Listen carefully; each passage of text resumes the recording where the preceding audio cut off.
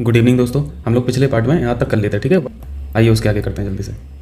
यहाँ पे जो इंपॉर्टेंट होगा बस वही डिस्कस करेंगे, ठीक है। यहाँ पे सीधा हम लोग यहाँ पे चलते हैं, ईरान पे चलते हैं। ईरान देखिए, ईरान में अभी प्रेसिडेंट के इलेक्शन हुए, हसन रूहानी बनी रहे हैं, ठीक है, प्रेसिडेंट। अब इनका नाम आपको याद रखना है, इब्राहिम रईसी, ठीक। मैचिंग में क्वेश्चन आएगा तो यहाँ पे याद रहना चाहिए, ठीक है। तो यहाँ पे बस यही पॉइंट इंपॉर्टेंट है। चलिए यहाँ पे सीरिया में राष्ट्रपति, यहाँ पे भी इलेक्शन हुए प्रेसिडेंट के। यहाँ पे बशर अल असद साहब फिर से यहाँ पे प्रेसिडेंट बन गए, ठीक है। लगातार 4 बार से बनी रहे हैं, ठीक है। इस फैक्ट को देखिए, जिबूती में राष्ट्रपति चुनाव। ये राष्ट्रपति चुनाव इंपॉर्टेंट नहीं है यहाँ पे, तो बस मैं हॉर्न ऑफ अफ्रीका के लिए आपको रिवाइज कराना चाह रहा हूँ। हॉर्न ऑफ अफ्रीका आप लोग जान रहे होंगे, ठीक है। कौन कौन सी कंट्री आती है हॉर्न ऑफ अफ्रीका में, जल्दी से बता दीजिए।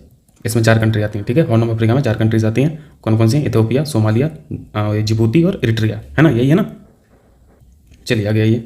यहाँ पे हम लोग को इस्टोनिया की पहली प्रधानमंत्री देख लेना, ठीक है। ये इंपॉर्टेंट है, बाकी इंपॉर्टेंट नहीं है। ऊपर जो और दुनिया भर में जो इलेक्शन हो रहा है सबका थोड़ी ना हम लोग पढ़ेंगे। ये फीमेल पीएम है इसलिए इंपॉर्टेंट है, ठीक है। तो ये काला कल्लास जो नाम लिखा है इनको याद रखना है आपको, ठीक है। अगर मैचिंग में पूछेगा तो आपको इस्टोनिया मिल जाएगा, आपको इस्टोनिया, ठीक। चलिए अब सीधे अमेरिका के चुनाव पे आ जाइए, ठीक है। अमेरिका के चुनाव पे यहाँ पे जो नंबर पूछता है, ठीक है। प्रेसिडेंट किस नंबर के हैं, तो प्रेसिडेंट कौन है आपको पता है, जो बाइडेन साहब हैं, ठीक है, प्रेसिडेंट हैं। और ये कौन से नंबर के हैं, 46। तो आपको ये 46 याद रखना है, ठीक है। सबसे उम्र दराज भी हैं, ओल्डेस्ट प्रेसिडेंट ऑफ यूएसए हैं, ठीक है, जो बाइडेन साहब। ये वाइस प्रेसिडेंट भी रह चुके हैं पहले, ठीक है। और यहाँ पे कमला हैरिस जी को आप लोग जानते हैं, ये क्या है, ये वाइस प्रेसिडेंट है, ठीक। ये भारतीय मूल की हैं। तो प्रेसिडेंट का नाम सब जानते हैं, वाइस प्रेसिडेंट का सब नाम सब जानते हैं। यहाँ पे 46 के लिए बस यहाँ पे हम लोगों ने डिस्कस किया है, ठीक है। आइए जल्दी से यहाँ पे नेचुरल क्लैमिटीज़ वगैरह पढ़ लेते हैं जल्दी से। यहाँ पे देखिए पहला पॉइंट, प्राकृतिक आपदा यानी नेचुरल क्लैमिटी की भविष्यवाणी करने वाला ऐप कौन सा है, आपको आईआईटी रुड़की यहाँ पे याद रखना है, ठीक है। यहाँ पे नाम तो नहीं लिखा है उस ऐप का, यहाँ पे आईआईटी रुड़की के द्वारा बनाया गया, बस ये याद रखना है, ठीक। और एक संस्था एनडीएमए भी है, नेशनल डिजास्टर मैनेजमेंट अथॉरिटी, राष्ट्रीय आपदा प्रबंधन प्राधिकरण। इन दोनों ने मिलकर बनाया है, ठीक है। जैसे ऑप्शंस में यदि 4 आईआईटीज़ हैं तो आपको आईआईटी रुड़की मिल जाएगा। अब इस टॉपिक में ना आप सारे भूकंप पढ़ेंगे, आप साइक्लोन पढ़ेंगे, तो उनको याद रखना है कि ये कहाँ कहाँ पे एक्टिव थे, ठीक है। क्योंकि ये क्वेश्चन हमेशा मैचिंग में पूछता है, 4 ऑप्शन दे देगा, 4 के सामने यहाँ पे दे देगा, मैचिंग कराने के लिए पूछता है। तो यहाँ पे जो इंपॉर्टेंट होगा वो डिस्कस कर लेंगे, ठीक है। ये फुकुतोकु ओकानोवा जो ज्वालामुखी दिखा है ये लेस इंपॉर्टेंट है, ठीक है, पूछेगा नहीं, क्योंकि ऑप्शंस में आप लोग इसका नाम देख के ये बस समझ जाएंगे, जापान का। चाइना ऑप्शन रहेगा तो चाइना तो नहीं लगाएंगे ना। देखिए ज्वालामुखी का जो मेन जोन होता है आप लोग समझते हैं, जो रिंग ऑफ फायर के दायरे में आता है, वहाँ पे ज़्यादा ज्वालामुखी एक्टिव रहते हैं। रिंग ऑफ फायर आप लोग समझते होंगे, ज्योग्राफी में पढ़े होंगे, ठीक। रिंग ऑफ फायर जो है इसके बॉर्डर पे जो लाई करता है, जो भी कंट्रीज लाई करती हैं वहाँ पे एक्चुअली प्लेट टेक्टोनिक वाला पार्ट है ना। तो इस जोन में जो लाई करता है वहाँ पे वोल्केनो एक्टिव रहते हैं बहुत ज़्यादा। तो जापान हुआ, इंडोनेशिया हुआ, तो इंडोनेशिया तो सबसे ज़्यादा प्रभावित है ना वोल्केनोज से, ठीक। नीचे आइए, यहाँ पे इंपॉर्टेंट है माउंट मेरापी, सुपर इंपॉर्टेंट, ठीक है। माउंट मेरापी आप लोगों ने कई बार पढ़ा होगा घटना चक्र में, है ना, एमसीक्यूज़ में। इंडोनेशिया आपको मिल जाएगा, ठीक है। इंडोनेशिया के जावा द्वीप पर, इंडोनेशिया के 2 द्वीपी हैं, सबसे बड़ा कौन सा है, जावा है कि सुमात्रा है, बताएंगे कमेंट करके बताना। एक सुमात्रा है, दूसरा जावा है, ठीक है। तो ये जावा द्वीप पे है माउंट मेरापी। तो यहाँ पे लोकेशन याद रखना है इंडोनेशिया। चलिए इस तरफ आ जाइए, इस तरफ क्या है, ये इंडोनेशिया का सबसे एक्टिव वोल्केनो है, ठीक है, most active volcano of Indonesia, mount Merapi. चलिए आगे आइए, अलास्का में ज्वालामुखी विस्फोट हुआ, आपको यहाँ पे तीनों नाम याद रखना है। यहाँ पे 2-3 नाम दिखेंगे आपको, वो सारे याद रखना है, ठीक है। पावलोक के नाम से यहाँ पे एक द्वीप भी है, ठीक है, और पावलोक के नाम से वोल्केनो भी है। तो पहला याद रखना है पावलोक, अगर ये पूछेगा कहाँ का है तो आपको अलास्का मार देना है। दूसरा वोल्केनो है सेसिसो पोएनाई, इंपॉर्टेंट है। तो एक वोल्केनो आपको पावलोक यहाँ पे नीचे लिखा भी है, पावलोक ज्वालामुखी, ठीक है, एक याद रखना है। और दूसरा रखना है सेसिसो पोएनाई, दूसरा याद रखना है। कहाँ के हैं दोनों, अलास्का के हैं, ठीक है, मैचिंग में काम आएगा। और अलास्का के सबसे एक्टिव वोल्केनो है कौन सा, पावलोक, ठीक। चलिए आगे आइए, तुर्की में सी स्नोट, ये जो वर्ड लिखा है ये बहुत इंपॉर्टेंट है, सेपरेट करके ऐसे ही पूछ लेगा, सी स्नोट क्या है। चर्चा में रहा शब्द सी स्नोट क्या है। लोकेशन पे आप सी ऑफ मारमारा देख रहे हैं, बहुत इंपॉर्टेंट है, सी ऑफ मारमारा, ठीक है। यहाँ पे एजियन सी देख रहे होंगे, ठीक। आप इटली के राइट में एजियन सी देख रहे होंगे, ठीक। उसके आगे आपको मिलेगा सी ऑफ मारमारा, छोटा सा, ठीक है, छोटा सा। फिर उसके बाद फिर आपको ब्लैक सी मिलेगा, ठीक है। तो ब्लैक सी को यहाँ पे एजियन सागर से कौन जोड़ता है, आपको सी ऑफ मारमारा जोड़ता है, ठीक है। ये बीच वाला जो है सी ऑफ मारमारा है। यही सी ऑफ मारमारा इस्तांबुल को अलग करता है टर्की से, ठीक है। इसलिए इस्तांबुल वहाँ पे यूरोप का भाग हो जाता है और टर्की यहाँ पे एशियन कंट्री है। अभी समय नहीं है, नहीं तो मैं आपको मैप पे दिखा देता। और यहाँ पे एक बहुत इंपॉर्टेंट जल संधि है, स्ट्रेट है, उस स्ट्रेट का नाम कमेंट करके बताना आप, ठीक है, बहुत इंपॉर्टेंट स्ट्रेट है वो। तो आपने यहाँ पे एक ज्योग्राफी का फैक्ट सीखा, काला सागर को एजियन सागर से कौन जोड़ता है, सी ऑफ मारमारा जोड़ता है, ठीक है। अब इस सी स्नॉट पे आ जाइए। सी स्नॉट क्या है, ये हरे रंग का कीचड़ या पंख जैसा एक चिपचिपा पदार्थ है, ठीक है। आपने एक शब्द आपने पढ़ा होगा इन्वायरमेंट में, इकोलॉजी में, यूट्रोफिकेशन में क्या होता था, वहाँ पे न्यूट्रिशंस इतने ज़्यादा हो जाते थे पानी में कि शैवाल की मात्रा बहुत ज़्यादा हो जाती थी, ठीक है। और पूरा वाटर बॉडी जो होती थी वो शैवालों से पूरी ढक जाती थी। उसी तरह का सीन इसमें भी है, सी स्नॉट में, ठीक। यहाँ पे लगा है शैवालों में पोषक तत्वों की अति प्रचुरता, ठीक है, चलिए आगे करते हैं।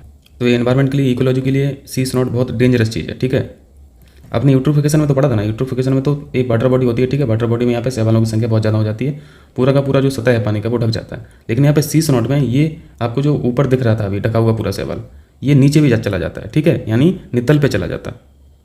तो ये इकोसिस्टम के लिए बहुत बहुत गंभीर संकट है। ठीक है, यहाँ पे लिखा हुआ है समुद्र की सतह के साथ साथ ये 80 से 100 फीट नीचे की ओर भी प्रसारित हो जाता है और नीचे पहुंचकर समुद्र तट को भी ढक सकता है। अगर ऐसा हो गया तो फिर जो स्पीसीज़ हैं, फ्लोरा और जो फ्लोरल और फोनल जो स्पीसीज़ हैं उनका क्या होगा? पूरा इकोसिस्टम, मेराइन इकोसिस्टम पूरा चौपट हो जाएगा। और ये अभी देखा कहाँ पे गया? ये मरमरा सागर में देखा गया। ठीक है, ये इंपॉर्टेंट फैक्ट है। आपने ज्योग्राफिकल पॉइंट ऑफ व्यू से भी देखा और यहाँ पे एनवायरमेंटल पॉइंट ऑफ व्यू से भी देख लिया। याद रहेगा? चलिए आगे करते हैं। चलिए साइक्लोन्स को जल्दी से देख लेते हैं। आपको ये साइक्लोन दिख रहा है, कहीं हरिकेन दिख रहा है, टाइफून, ये अलग अलग नाम होते हैं यार अलग अलग रीजन में। ठीक है, चलिए इसे जल्दी से देख लीजिए। इडाई के बारे में आप पहले पढ़ चुके हैं, आपने एक इंडेक्स पढ़ा था, ग्लोबल क्लाइमेट रिस्क इंडेक्स, याद आ रहा? वैश्विक जलवायु जोखिम सूचकांक। उसमें सबसे ज़्यादा प्रभावित कौन था? कौन से देश थे? यही थे मोजाम्बिक, जिम्बाब्वे और वहाँ पे एक कंट्री और पड़ी थी आपने, बहामास।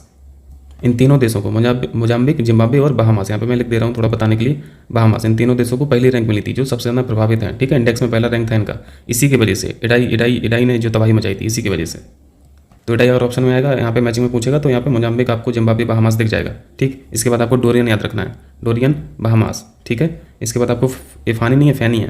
फैनी के बारे में आपको पता है, भारत का है। ठीक, Sandy, very very important, Sandy Haiti, Nargis, Myanmar. ये पक्का क्वेश्चन एक पूछेगा मैचिंग में, इसको थोड़ा सा ध्यान से देखना। निसर्ग, भारत। ठीक है, अम्फान, भारत, बांग्लादेश, श्रीलंका, भूटान। इसके बाद ये इंपॉर्टेंट नहीं है, तो आपको जितने मार्क कराए हैं बस उतने तो कम से कम देखना है। ठीक है, जल्दी से एक बार और देख लीजिए। इडाई, मोजाम्बिक, जिम्बाब्वे और मलावी। ठीक है, डोरियन, बहामास, फैनी, भारत। इसके बाद Sandy Haiti, Nargis, Myanmar, Nisarga, Bharat और अम्फान, भारत। ठीक, जैसे ऐसे ही क्वेश्चन पूछ लिया, मैच द फॉलोइंग, तो जल्दी से मिला दीजिए। सैंडी कहाँ पढ़ा आपने? सैंडी हैती का पढ़ा। ठीक है, नरगिस कहाँ का पढ़ा था? नरगिस म्यांमार का पढ़ा था। इडाई के बारे में, इसको तो इसी की वजह से वहाँ पे मोजाम्बिक, जिम्बाब्वे और बहामास को क्या मिला है? रैंक फर्स्ट मिली है, जो सबसे ज़्यादा अफेक्टेड है। किससे? नेचुरल क्लैमिटी से। ठीक है, तो इडाई को यहाँ पे मोजाम्बिक से लगा दो। ठीक है, डोरियन कहाँ पे एक्टिव था? बहामास में। और भारत में आपने क्या क्या पढ़ा? भारत में जो एक्टिव थे, निसर्ग, फैनी, अम्फान और क्यार। ठीक है, चलिए तो रिवाइज हो गया ना सारा। चलिए अब दूसरा देखिए, ये निवार भी याद रखना। ठीक है, क्योंकि 2020 की बात है तो थोड़ा इंपॉर्टेंट हो सकता है। ठीक, भारत और श्रीलंका। चलिए आगे आ जाइए। माउंट सिनाबंग ज्वालामुखी। देखो मैचिंग में तो एक क्वेश्चन रहने रहना है, आपको ये पढ़ना ही पड़ेगा मैचिंग का। लेकिन फायदा ये है कि आपको दो भी अगर आता है ना तो काम बन जाता है हम लोगों का। TCS मैचिंग वाले क्वेश्चन कंपेरेटिवली ईजी देता है। तो आपने इंडोनेशिया में जो जावा प्रांत था या फिर जावा आइलैंड था, जावा में आपने माउंट मेरापी देख लिया, फिर सुमात्रा पे यहाँ पे सिनाबंग देख लीजिए, सुमात्रा पे सिनाबंग। ठीक, याद रहेगा। चलिए, इंडोनेशिया के बारे में आप लोग जानती हैं कि ये रिंग ऑफ फायर का भाग है। ठीक है, तो यहाँ पे तबाही मची रहती है हमेशा ही। जापान भी रिंग ऑफ फायर का पार्ट है। ठीक, रिंग ऑफ फायर से मतलब है कि जहाँ पे आपने ज्योग्राफी में प्लेट्स पढ़ा होगा ना, टेक्टोनिक प्लेट्स, तो जहाँ पे प्लेट्स का यहाँ पे जॉइंट है, उन्हीं जॉइंट्स पे ये सब बैठे हैं कंट्री। और इसकी वजह से देखिए विश्व के लगभग 75% जो ज्वालामुखी है वो इंडोनेशिया में आता है। होम ऑफ वोल्केनो बोलते हैं इंडोनेशिया को, ज्वालामुखी का घर। और उससे भी भयानक चीज़ 90% भूकंप। मुकद्दर वाले हैं हम लोग जो इंडिया में पैदा हुए हैं। अभी आपने एक साइक्लोन पढ़ा, क्यार पढ़ा, क्यार भारत में। ठीक है, भारत में, पश्चिमी भारत में। आपको एक तोकते भी याद रखना है, तोकते भी यहाँ पे एक्टिव था। ठीक है, एक्टिव था कहाँ पे?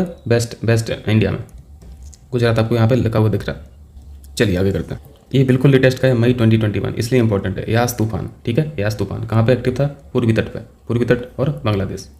और जब पूर्वी तट पे अफेक्ट करता है कोई भी तूफान तो फिर अल्टीमेटली कौन से स्टेट चपेट में आ जाते हैं? उड़ीसा, पश्चिम बंगाल। ठीक है, बे ऑफ बंगाल की खाड़ी में तूफान, साइक्लोन ज़्यादा एक्टिव रहते हैं। ठीक है, कंपेरेटिवली टू अरब सी। चलिए आगे जाइए। यहाँ पे अब हम लोग देखेंगे दुनिया का सबसे बड़ा ग्लेशियर, ग्लेशियर नहीं, आइसबर्ग। ठीक है, ग्लेशियर और आइसबर्ग में फ़र्क है। आप लोग कमेंट करके बताना कि हिमखंड का पानी की सतह के अंदर कितना भाग रहता है। ठीक है, ऊपर कितना रहता है और नीचे कितना रहता है, यानी डूबा हुआ भाग कितना रहता है और सतह के ऊपर निकला हुआ भाग कितना रहता है। ठीक है, ये क्वेश्चन पूछता है। चलिए मैं हिंट दे रहा हूँ, 1/10 भाग ये ऊपर रहता है या फिर पानी की सतह के नीचे रहता है, अब बताना। ठीक, और इस आइसबर्ग का नाम है A76, सुपर इंपॉर्टेंट। A76 अभी हाल ही में चर्चा में रहा, ये क्या है? ठीक है, फाइटर प्लेन ऑप्शन में दे देगा। ठीक, कोई पनडुब्बी ऑप्शन में दे देगा, कोई INS ऑप्शन में दे देगा, चौथा ऑप्शन आपको आइसबर्ग दिख जाएगा। ठीक है, और ये हिमखंड का साइज़ दिख रहा है 4320 वर्ग किलोमीटर क्षेत्र। आप यदि एक छोटा सा आइलैंड की बात करें, इंडियन आइलैंड की, लक्षद्वीप की, तो लक्षद्वीप का पूरा टोटल एरिया कितना है?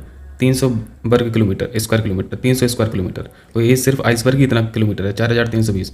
अब आप आइडिया लगा सकते हैं कि इसका साइज कितना कितना बड़ा है। अगर ये बेडल सागर पूछे तो बेडल सागर की लोकेशन अब आपको ध्यान रखना, ठीक है, क्योंकि हम लोग अंटार्कटिका की बात करें तो अंटार्कटिका के पास है इसकी लोकेशन, ठीक है, बेडल सागर की। और ये आइसबर्ग जो टूटा है, ठीक है, ये आइसबर्ग जो टूटा है वो किसका भाग था? रान आइस शेल्फ का। आइस शेल्फ को आप ऐसे समझ सकते हैं बर्फ़ की एक बहुत मोटी चादर, ठीक है, उसमें से एक छोटा सा हिस्सा A76 टूट गया उसमें से, ठीक। बस इसमें इतना ही था। चलिए आगे आइए। सेमरू ज्वालामुखी, आपको इसको भी याद रखना है, ये भी इंडोनेशिया के जावा प्रांत में, ठीक है। जावा में आप एक और पढ़े थे माउंट, जल्दी से बताइए, मेरापी, माउंट मेरापी। दूसरा भी पढ़ लिए सेमरू, ठीक, ये सब इंडोनेशिया के वोल्केनो है। और सुमात्रा आइलैंड पे कौन सा पढ़े थे? सिनबांग, ठीक है, सिनबांग। तो ये सुमात्रा पे हैं और ये दोनों जावा पे हैं, ओवरऑल इंडोनेशिया के हैं। किस वोल्केनो को द ग्रेट माउंटेन भी कहा जाता है? सुपर इंपॉर्टेंट पॉइंट याद रख लो, ये माउंट सेमरू को बोला जाता है, ठीक है, माउंट सेमरू को याद रहेगा, मार्क कर लो इसको। वहाँ पे जो भी आप वोल्केनो पढ़ेंगे वो सब एक्टिव वोल्केनो ही दिखेंगे, ठीक है, क्योंकि ऐसी जगह पे बैठा ही हुआ है वो। चलिए आगे कीजिए। इस क्वेश्चन को हम लोग PCS यहाँ पे दृष्टि PCS टेस्ट सीरीज में भी पूछा गया था। तो यहाँ पे ले याद रखना, मौसम विज्ञान केंद्र की स्थापना होगी लेह में, ठीक है, लेह में, यानी मेट्रोलॉजिकल साइंस सेंटर, भारत का सबसे ऊंचाई पे स्थित है, लेह में इसका इस्टेब्लिशमेंट होगा, ठीक। चलिए आगे आइए। कलाउ से तो आप बहुत अच्छी तरीके से परिचित होंगे, ठीक है, कलाउ ज्वालामुखी ये कहाँ पे है? ये हवाई द्वीप पे है, ठीक है, हवाई द्वीप। आपको पैसिफिक ओशियन में जाना पड़ेगा, ठीक है, पैसिफिक ओशियन में आपको हवाई द्वीप मिलेगा। और पैसिफिक ओशियन मान लो ये है तो आपको कौन से पैसिफिक ओशियन में मिलेगा? ये पूर्वी पैसिफिक ओशियन है, ठीक है, ये वेस्ट है, ये ईस्टर्न पैसिफिक में मिलेगा आपको हवाई द्वीप। इसके बारे में ये क्वेश्चन पूछा जाता है, गुम्बद के आकार का ज्वालामुखी कौन है? माउंट किलायू, ठीक है, गुम्बद आकार कौन है? माउंट किलायू। ये फैक्ट इंपॉर्टेंट है, पूछा गया है। हम लोग टेस्ट सीरीज में, दृष्टि टेस्ट सीरीज में इसकी इमेजेस वगैरह भी देखे थे, वहाँ पे ठीक से किए थे। चलिए आगे आ जाइए। मुंबई समुद्र तट पर नीला ज्वार। किसी भी वाटर बॉडी, कोई भी वाटर बॉडी है, वाटर बॉडी के ऊपर आपको क्या मिलेंगे? आपको फाइटोप्लैंक्टन मिलेंगे, ठीक है, फाइटोप्लैंक्टन मिलेंगे, जू प्लैंक्टन मिलेंगे। याद आ रहा है ना? फाइटोप्लैंक्टन ये जू प्लैंक्टन का भोजन होता है, ठीक है, यानी मछलियों का भोजन होता है फाइटोप्लैंक्टन, छोटी छोटी मछलियों का। और जू प्लैंक्टन में और भी चीज़ आती हैं, छोटी छोटी मछलियों के अलावा भी और काफ़ी चीज़ें आती हैं, चीज़ें मतलब स्पीसीज आती हैं। तो जब कोई ज्वार आता है और ज्वार के साथ ही फाइटोप्लैंक्टन बह के आ जाते हैं किसी भी समुद्र तट पे, ठीक है, तट पे, तो इसको बोला जाता है नीला ज्वार, ठीक। तो अभी नीला ज्वार कहाँ देखा गया? तो आपको ये मुंबई समुद्र तट याद रखना है, ठीक है। आपने जुहू बीच का तो नाम सुना ही होगा, जुहू बीच, ठीक है, जुहू समुद्र तट, तो इसका याद रखना है, यहाँ पे ये नीला ज्वार देखा गया। ये तो बहुत बड़ा टूरिस्ट प्लेस भी है ना। चलिए आ जाइए, इस तरफ आ जाइए। इस तरफ क्या है? कहाँ गया? हाँ, इस घटना को ये बायोलुमिनेसेंस बोल रहे हैं, ठीक है, यानी जैव संदीप्ति, इंग्लिश में ये टर्म बोला जाता है, बायोलुमिनेसेंस। अगर सिंपल से इतना ही पूछ ले कि डायग्नोफ्लेगेलेट्स ये क्या है, तो आपको यहाँ पे क्या याद रखना है? ये फाइटोप्लैंक्टन है, ठीक है, पादप प्लवक है, फाइटोप्लैंक्टन। ये जो बीच पे जो बह के आ रहे थे ज्वार के साथ, ये यही आ रहे थे, ठीक है। तो यहाँ पे इनके बारे में ये भी लिख रहा है कि इनकी कुछ प्रजातियाँ टॉक्सिक भी होती हैं, ठीक है, कुछ प्रजातियाँ टॉक्सिक भी होती हैं और कलर में रेड होती हैं। तो ज्वार के साथ जब ये विषाक्त प्रजाति रेड वाली जो आएंगी तो उनको लाल ज्वार बोल देंगे, ठीक है, सिंपल सा। चलिए चक्रवात निवार, ये आपने अभी देखा था, ये निवार कहाँ पे एक्टिव था? ईस्टर्न कोस्ट पे, ठीक है, बंगाल की खाड़ी में। अफेक्टेड रीजन कौन था? तमिलनाडु पुडुचेरी का समुद्र तट, ठीक है। बस निवार याद रखना कि ये इंडिया में एक्टिव था, क्योंकि मैचिंग में पूछेगा तो अलग अलग कंट्रीज का पूछेगा। चलिए हरिकेन अमोटा।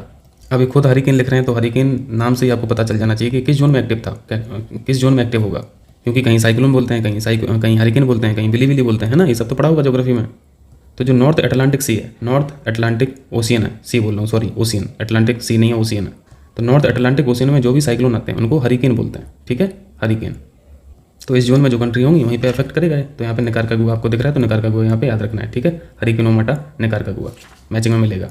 बस इसमें इतना ही देखना है। आगे आइए, टाइफून को नहीं, अभी यहाँ पे ये टाइफून लिख रहे हैं, ठीक है, टाइफून, तो ये कहाँ पे एक्टिव होगा? टाइफून कहाँ पे बोला जाता है साइक्लोन को?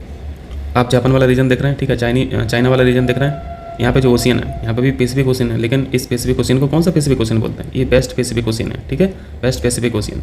अभी मैप नहीं है, नहीं तो मैं आपको क्लियर बताता, मतलब कन्फ्यूज मत हो जाना। जापान में बोल रहा हूँ तो जापान तो ऐसे लग रहा है ना, ये तो ईस्ट है, फिर हम पैसिफिक ओशियन को वेस्ट क्यों बोल रहे हैं? एक्चुअली जापान के बाद से ही फिर पैसिफिक ओशियन यहाँ पे है, और उधर आपको अमेरिका तक मिलेगा। अमेरिका की तरफ का जो भाग है उसको बोलते हैं पूर्वी पैसिफिक ओशियन, ठीक है, और जापान की तरफ का भाग जो है, इंडोनेशिया की तरफ का जो भाग है उसको बोलते हैं हम लोग वेस्ट पैसिफिक ओशियन, ठीक। तो टाइफून गोनी कहाँ पे एक्टिव है? एक फिलीपींस में एक्टिव था, वेरी वेरी इंपॉर्टेंट, ठीक है। फिलीपींस भी बहुत ज़्यादा यहाँ पे प्रभावित रहता है इन सब चीज़ों से, नेचुरल क्लैमिटीज से, ठीक है।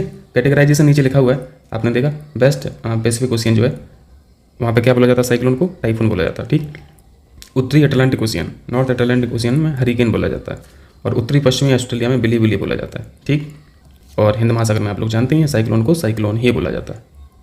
ठीक, आगे आइए, आगे पीडीएफ स्कैन नहीं है। चलिए इतने ही रहने देते हैं, कल मिलते हैं फिर सुबह। बहुत बहुत शुक्रिया।